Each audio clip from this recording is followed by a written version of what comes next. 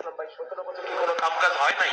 পদ্মা সেতু, rail line, metro rail, elevated expressway, third terminal, Hatirjheel প্রকল্প, পূর্বাচল 303, উড়ান সেতু নির্মাণ, বঙ্গবন্ধু যমুনা সেতু, যমুনা রেল সেতু, সমুদ্র সীমা বিজয়, বঙ্গবন্ধু স্যাটেলাইট, রূপপুর পারমাণবিক বিদ্যুৎ কেন্দ্র, Karnaphuli tunnel, Cox's Bazar rail line, Cox's Bazar আন্তর্জাতিক বিমানবন্দর, ঢাকা ও চট্টগ্রাম এক্সপ্রেসওয়ে, দায়রা বিদ্যুৎ কেন্দ্র, লাম্পার বিদ্যুৎ কেন্দ্র, মাদারবাড়ি তাপ বিদ্যুৎ কেন্দ্র, 119টি বিদ্যুৎ কেন্দ্র স্থাপন, পায়রা সমুদ্র বন্দর, 100টি ইকোনমিক জোন, 560টি মডেল মসজিদ, 1681টি মাদ্রাসা ভবন নির্মাণ, কওমি মাদ্রাসার স্বীকৃতি, উন্নয়নশীল দেশের উন্নতিকরণ, রোহিঙ্গাদের আশ্রয়দান, সমস্ত দেশকে রেলওয়ের আওতায় আনার উদ্যোগ, ফ্লাইওভার নির্মাণ, মহাসড়কগুলোকে 4, 6 ও 8 লাইনে উন্নীত করা, এশিয়া হাইওয়ে রুট প্রকল্প, ঘরে ঘরে বিদ্যুৎ, ফ্লাইওভার, নদী ভাঙন রোধ, শ্রমিকের মজুরি বৃদ্ধি, বয়স্ক ভাতা, মাতৃত্বকালীন ভাতা, বিধবা ভাতা, মুক্তিযোদ্ধা ভাতা, শিক্ষা ভাতা, প্রতিবন্ধী ভাতা, স্বামী পরিত্যক্তদের ভাতা, জেলেদের খাদ্য সহায়তা, ইমামদের মাসিক ভাতা, বাসস্থান, বৈশাখী ভাতা, তিথি আরো অজস্র।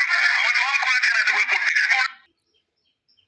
এই আছে আমাদের স্বৈরাচার শেখ হাসিনা সরকার করে গেছেন। হ্যাঁ, এখন যদি আমি এইগুলি বলার পরে যদি বলি জয় বাংলা, তাহলে তো আমাকে ফাটকে ভরবে।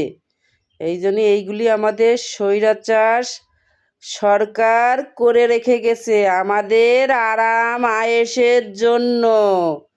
তারপরে এখন নতুন করে পারমাণবিক বিদ্যুৎ উন্নয়ন আবিষ্কার সেটা করে রেখে গেছিল, এখন আবার সেটা চালু করলো আজকের থেকে সেটাই চালু করলো। এই জন্যই কারেন্ট যাচ্ছে না।